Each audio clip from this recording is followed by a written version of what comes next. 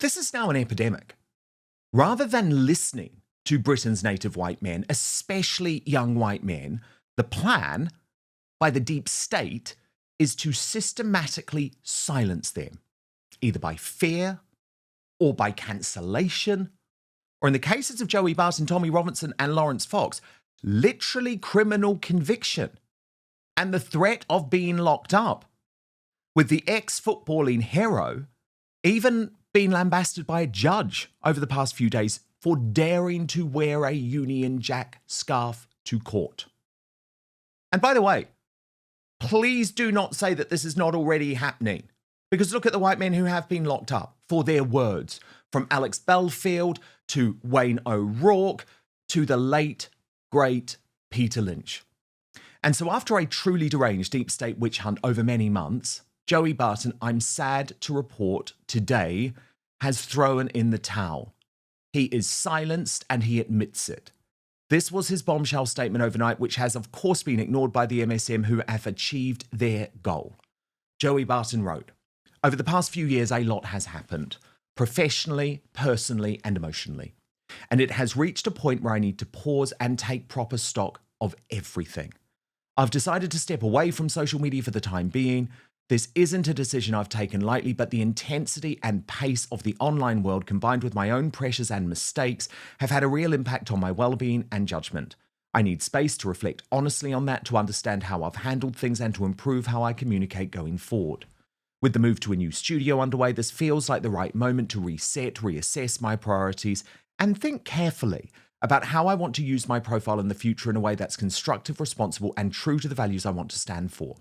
While I'm taking this break, my accounts will be maintained solely by the admin team. I won't be posting personally until I feel I'm in the right place to come back. Thank you to everyone who has supported me, challenged me, and stuck with me. I'm taking this time because I want to return better, clearer, and more grounded. See you on the other side." Now, why did the deep state want to silence Joey Barton so desperately? I genuinely think we've got to ask that question, okay? I believe it's because he is a white working class hero, or at least he was, I guess, depending on how you look at it, a white working class hero who turned on Slippery Starmer's brand of socialist hell. Are you not peering over your fucking moat? Are you not peering over your castle walls? Are you not smelling what's going on in this country, where people are fearful of going to work for the daughters being accosted outside primary schools, and to have a phone call to say the daughter's almost been decapitated by somebody who should have been on a terrorism watch list?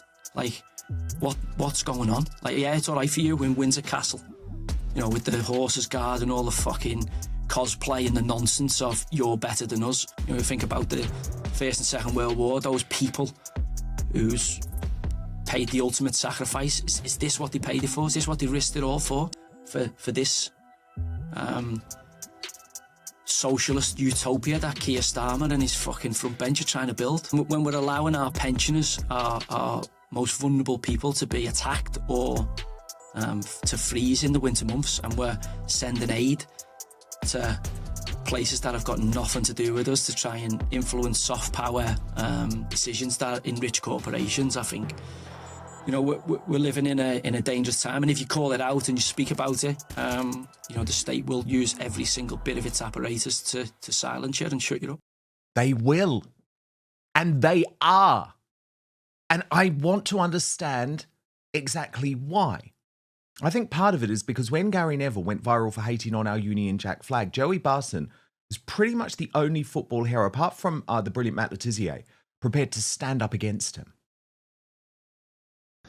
I just kept thinking as I was driving home last night that we're all being turned on each other, and the division that's being created is absolutely disgusting. Mainly created by angry, middle-aged white men who know exactly what they're doing. Funnily enough, on one of my development sites last week, there was a Union Jack flag put up, and I took it down instantly. If you turn up and you're to me, I will truly practice equality, because I will punch you straight in the face, exactly the same as I would a Chinese person or an English person, or a white person, or an anyone. Eskimo. If you turn up with bad energy and you want to smoke, I will happily have it with you, no problem. I have no considerations about your race, your gender, whether you're able-bodied or disabled. I will inflict maximum punishments on you for coming at me with that energy. But if you want to be my mate and you want to be sound or you want to ask some questions, I will equally bespokely treat you with the same energy. Yeah.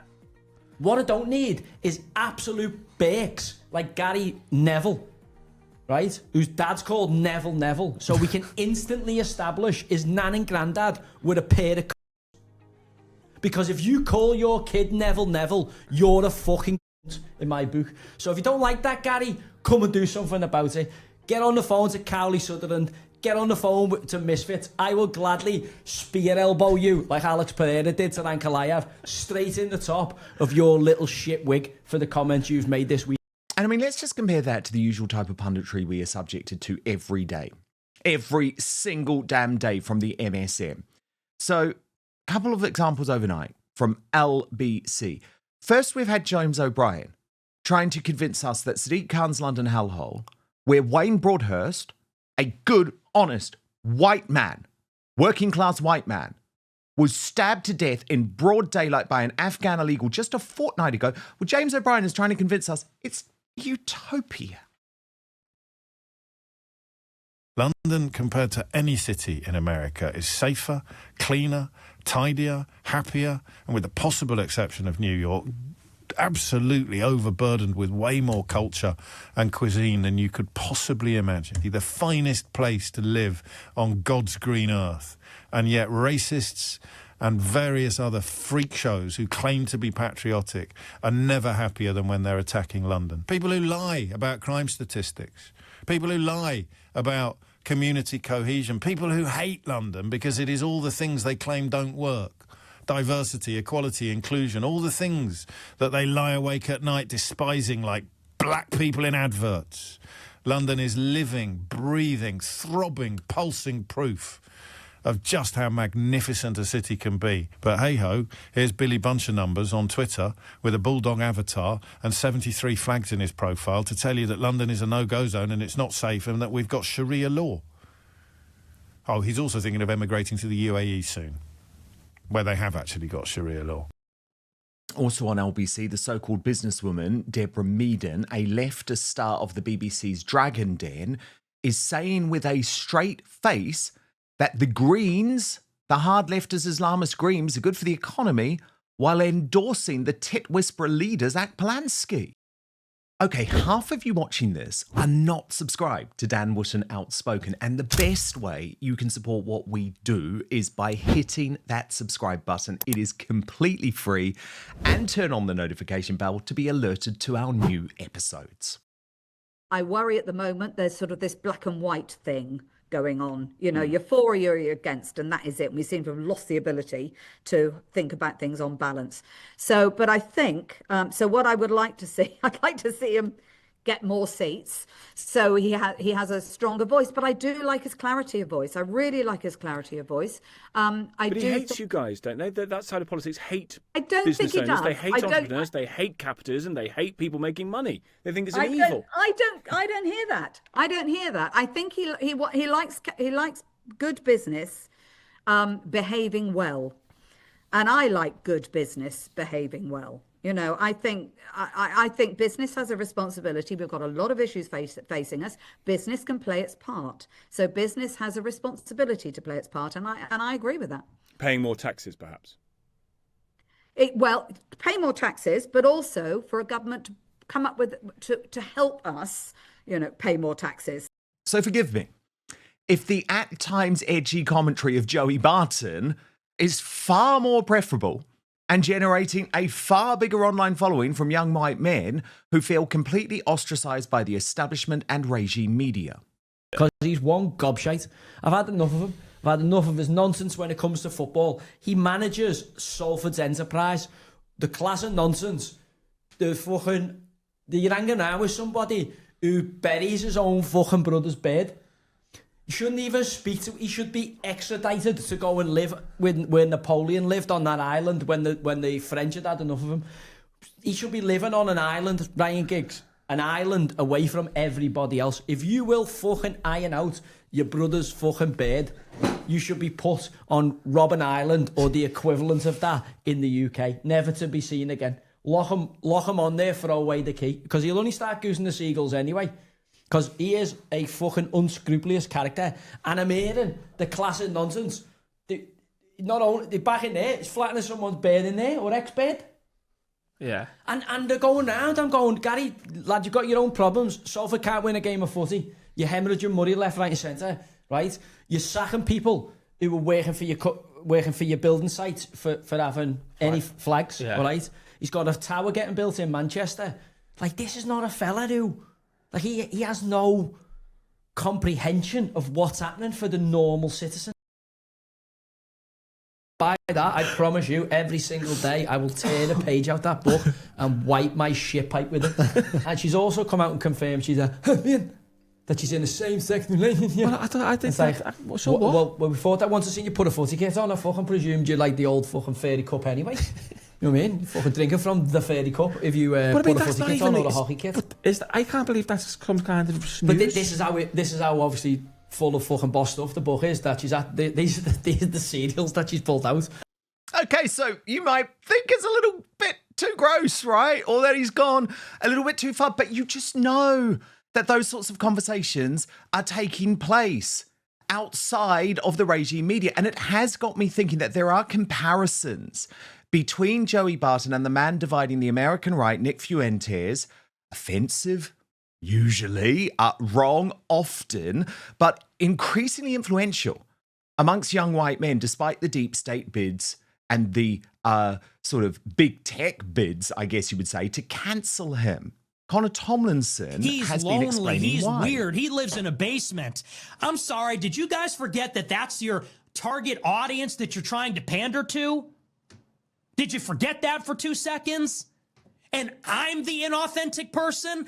I am that person. I am a spokesman for the disaffected white man because I am one, and you two are not. You don't have to agree with Nick on anything he says about Israel, some of the insulting things he says about Jews, his inconsistency on Islam, his use of racial slurs. You don't have to condone or agree with any of that to know that every syllable he said there is true. We crave authenticity.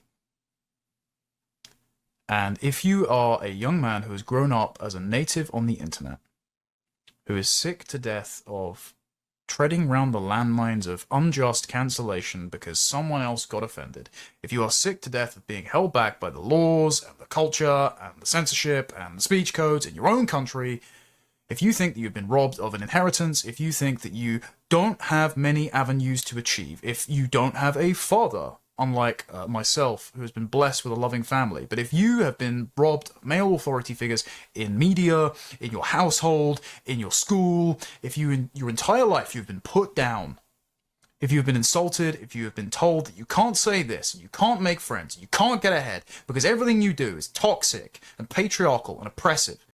And of course, in the UK, the elephant in the room remains Islamism. Even as Muslim MPs like Iqbal Muhammad quite literally call for a takeover, the MSM remains conspicuously silent. Yes, these activities, this unity must grow and continue and take over not just parts of Birmingham, but the whole of Birmingham, the whole of the West Midlands, the whole of the UK.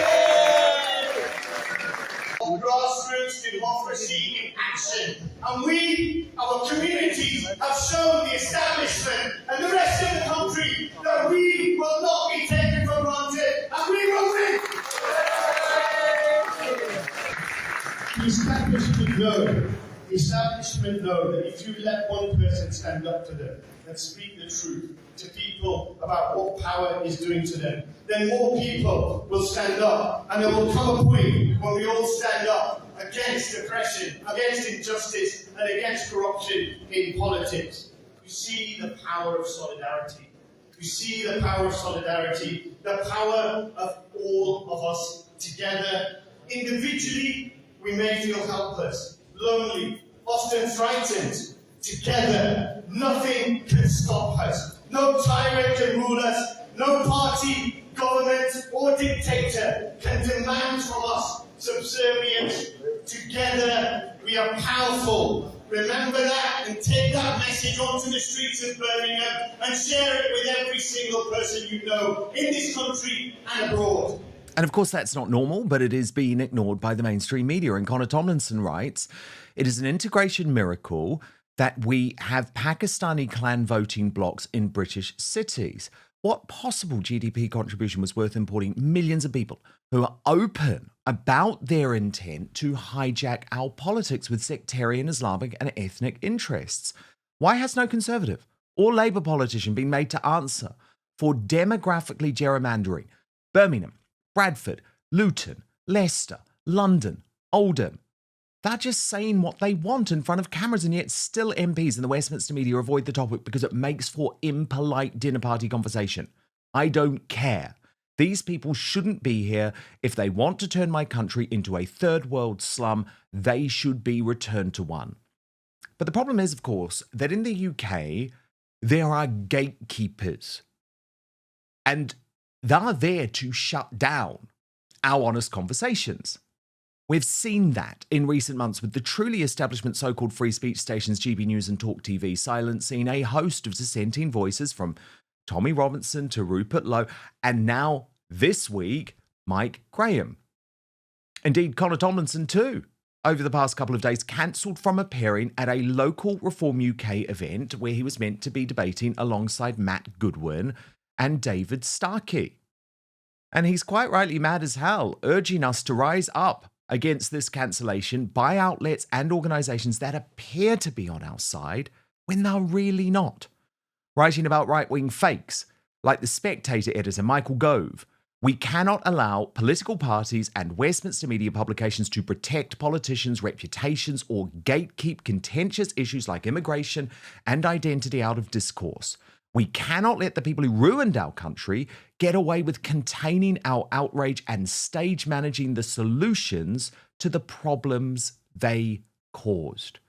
And he said in a powerful Substack, I don't care if this gets me blacklisted from everywhere. That is only proof that the gatekeepers fear their ideas don't stand up to open scrutiny and that they insist on inflicting a delusional utopian ideology, the blank slate and British values on a population that has consistently voted against it. And we should remind them that as the defensive posture taken by the Zionist right to the popularity of Nick Fuentes shows, you can't refuse to talk to disaffected young white men or about the topics they care about and expect them to just go away. Through sheer force of will, an avatar for their concerns will fill the vacuum. You cannot complain about losing the game if you failed to field a star player of your own. Watch. You should be asking why every single media outlet is owned by the same people. You should be asking why the demographic vandals who belonged in the last Conservative Party are now getting comfortable careers dictating what is and isn't allowed to be said on the side of the political aisle that is trying to deal with the problems they created. You should be trying to circumvent the gatekeeping, the censorship, and the containment. You should be too big of a problem to ignore. And Connor Tomlinson joins me now. But first, as we get older, you notice it. After a cold, a hard workout, even a long week, recovery just isn't as quick as it used to be, right? That bounce back factor matters. And it turns out the secret isn't luck, it's stem cells, your body's built-in repair crew. With age, that system slows down. Fewer cells, weaker signals, slower recovery. That's exactly why Qualia created Qualia Stem Cell. Think of it this way. Your cells are powerful. Qualia Stem Cell helps keep them that way. It's crafted with nature's heavy lifters, sea buckthorn, royal jelly, and more to support your body's natural repair system so you can keep moving, healing, and thriving. You don't have to accept slowing down. This is about supporting better aging by reactivating the systems that help you bounce back. And it's refreshingly simple. You take it just 4 days a month. So if you've ever felt like your body just doesn't bounce back like it used to, whether it's after a tough workout, getting sick, or just the wear and tear of life, this is for you. Qualia Stem Cell was designed to support your body's natural repair systems, helping you heal, recover, and keep going strong. And right now, you can try it for up to 50% off at qualialife.com/Dan. And here's a bonus. Use the code Dan for an additional 15% off your order. So that's QUALIA life.com/Dan. Your body's built to repair itself. Qualia just helps it do it that better. And a big thanks, by the way, to Qualia for sponsoring this episode of Outspoken. But now, back to the show. Connor, really fascinating stuff. Do you see why I look at the treatment of Joey Barton over the past few months and the fact that it has now led to this statement where he has effectively withdrawn from public life? He's effectively been silenced. This is ahead of his sentencing next month, where he could be jailed, by the way, for his posts on X, which include claiming that a DEI hire is a DEI hire, you know, that football pundit, that one. Can you understand why I see some parallels between what's going on with Nick Fuentes in the US? Like, I'm not saying, by the way, that they are at all the same in terms of their views or even actually their histories, because, of course, Nick emerged out of the MAGA movement. Joey Barton was a mainstream footballing hero. But in terms of how they've been shut down, there are parallels. Somewhat, Dan, yes. I will strategically circumvent commenting on Joey's case because you don't want to give the state or the judiciary an excuse to silence you too, other than just mentioning the football commentator in question. I don't watch football, so I can't remember her name for the life of me, but when I saw her debate Andrew Gold on DEI, I didn't think she was one of the brightest minds of our era. Let's put it that way. But that aside, there has been an effort to crack down on, yes, sometimes contentious, insulting, foul-mouthed, in the case of that funny clip of Joey Barton talking about Gary Neville's parents and grandparents that you played, commentators who speak about the issues that concern young white men, specifically to young white men. And the reason that them being young white men is relevant is because every single other group in what is meant to be a liberal, democratic, colorblind meritocracy gets to play identity politics. And this is something that the left-behind liberals who joined the likes of the MAGA coalition or the anti-woke movement in Britain, someone like Constantine Kissin, has made the point about time and time again. He said, if you guys don't want white identity politics, then stop beating up white people as a collective, denying them their identity unless you can use it as a kind of cudgel with which to beat them as a sort of stick with historical, inexpugnable guilt, demanding reparations, saying that they're to fault for all of the ills in the world, that colonialism and racism and sexism and xenophobia and slavery are the reason why certain cultures don't succeed as much as we do in Britain or in America. And so if you don't want that politics, that sort of backlash to come, stop playing that game. And inevitably, it turns out that young white men who grew up on the internet, who notice patterns, who say inflammatory things at football matches to their friends, or, you know, like me, cut their teeth in Modern Warfare 2 and Black Ops lobbies over Xbox Live, it turns out they don't have much of a filter. They have nothing to lose by critiquing and offending the prevailing moral woke orthodoxy that treats them as public enemy number one in their own country, that denies them their heritage, that says there's nothing good about them, that says all of their achievements are a consequence of patriarchal oppression. And it turns out that that generation of digital natives and that population can be pretty talented.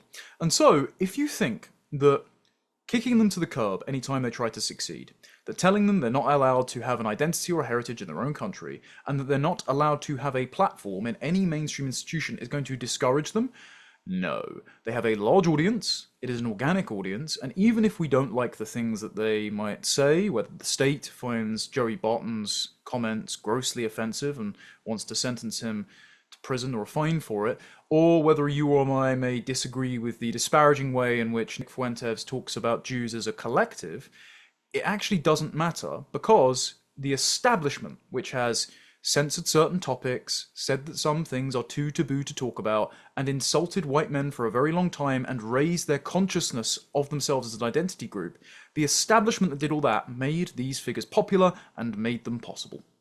And Connor, can we just talk about these gatekeepers for 1 second? Because there will be a lot of people watching who think, okay, GB News and Talk TV and The Spectator might not be perfect, but they're a hell of a lot better than the British Bashing Corporation and Woke ITV and Sly News.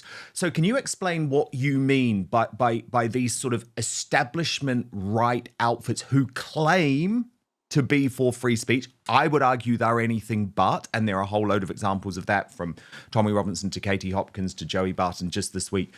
Mike Graham as well, sacked for his Facebook post, which he claims he didn't post, on Talk.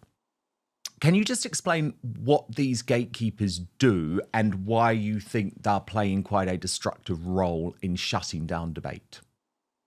I can, Dan. So there are two provisos I'd like to make first. There are, of course, good people that write for the likes of Absolutely. The Spectator and The Telegraph, and that work in institutions like, as we've mentioned before, the Free Speech Union, etc. And also, every single outlet has an editorial line, so it's to be expected that they choose to platform some things and not others. It's not whether or not they're allowed to do that, it's questioning the prudence of the decisions they make and the people that they hire. So, if you are The Spectator, for example, and you have been shepherded by Fraser Nelson for about a decade, Fraser Nelson who denies that the English exists as a distinct ethnic group, who every time there is a crime committed by someone who never needed to be in the country in the first place happens, dives out with a graph trying to insist to you that actually crime overall is going down. He sounds an awful lot like James O'Brien saying London is the best place to live in the world despite the number of knife murders, phone thefts and a rape reported every hour. So, a man who has admitted in 2017 in an interview to gaslighting people on behalf of the Conservative government, telling people we hear your concerns, while never actually needing to address the core concern of immigration and multiculturalism in the first place, has disparaged the reputation of your outlet as being the premier magazine on the right, somewhat. Okay, who do you replace him with instead? Michael Gove, the longest-serving cabinet minister of the last government, who, as the editor of that publication, now gets a say over what can and cannot be said on the side dedicated to, at least ostensibly, cleaning up the problems that he and his government caused.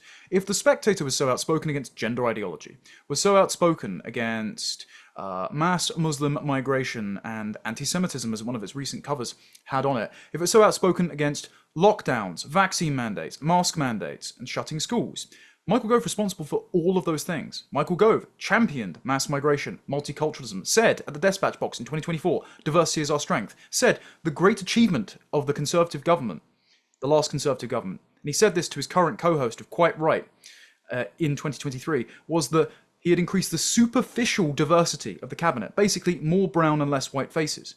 This is someone who sat in cabinet championing lockdowns. Like, how can this person be trusted to say what is and isn't acceptable, who can and can't be platformed on the right? And the way that they do this, as happened with my Spectator debate, which we've spoken about before, is they insert themselves into ongoing conversations, and they either try to make the conversation a limited hangout, meaning that they steward the framing of the conversation so that you only say approved things, you only stay on course about approved topics. For example, if you notice, anyone watching GB News or The Spectator, you will hear that the only good achievement of the last Conservative government was education reform. Who is responsible for that? Michael Gove and Paul Marshall, the man who funds all of these outlets.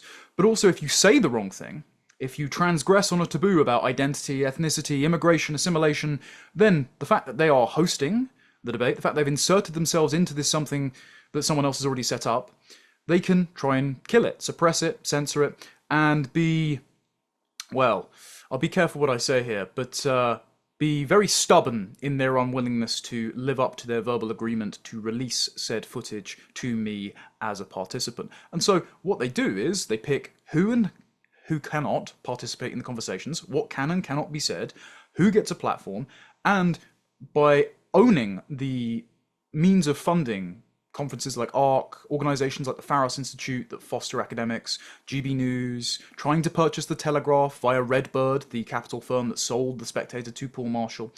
Unheard and The Spectator, by controlling those outlets, by controlling the money and the opportunities that those outlets can provide, they dangle the implication of an MP safe seat, a column, a podcast, a job doing research for Policy Exchange in front of young enterprising talent to get them to stop talking about things that they find inconvenient, because the likes of Michael Gove and Fraser Nelson are responsible for the sorry state that Britain is in today, and they don't want to take the blame. And of course, they have this very close operation going on now with Reform UK and control a lot of the sort of commentariat too. And so I was disgusted to hear, Connor, this week, you were literally dropped at the behest of what feels like Reform HQ, so probably Zia Youssef and that mob.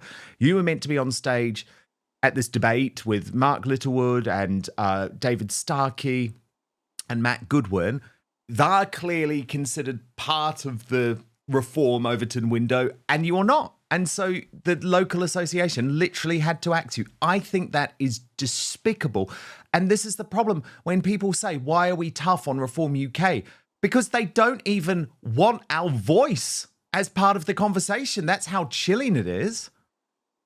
Yeah, there are people quite senior in Reform who complained about this, were surprised, and tried to get to the bottom of it and haven't found out who or why I was axed. It could be because I appear on your show, Dan, and we know that you try to hold them to account and they don't take too kindly to it. It could be my criticisms of Islam or Zia Youssef for trying to call the police on Rupert Lowe. It could be any number of things. It could be, quite conspicuously, that this happened within the same week time frame as my spat with the Spectator over the debate footage, given that Zia Youssef is good friends with Paul Marshall, the owner of the Spectator, and given that Zia Youssef was interviewed in a very cosy fashion at Reform Conference by Michael Gove, and strangely enough, Zia Youssef cited Michael Gove's school reforms as the crowning jewel of the last government. It's very strange. But again, we don't know who did this. Just that, well, yeah, it's very odd. But we don't know who did this. It was someone from Reform HQ, according to the local association. I don't expect to be liked, Dan. I exist outside of political systems as a kind of carrot and stick reinforcer, trying to tell politicians what their base wants and what room they actually have to maneuver, trying to encourage them or discourage them when they make a misstep. So I'm not worried about losing out on an NPC or a speaking platform at Reform Conference. What I was saddened by is two things. First of all, the way that the local association was treated, because by virtue of whatever I said causing offence, they then lost out on a speaker.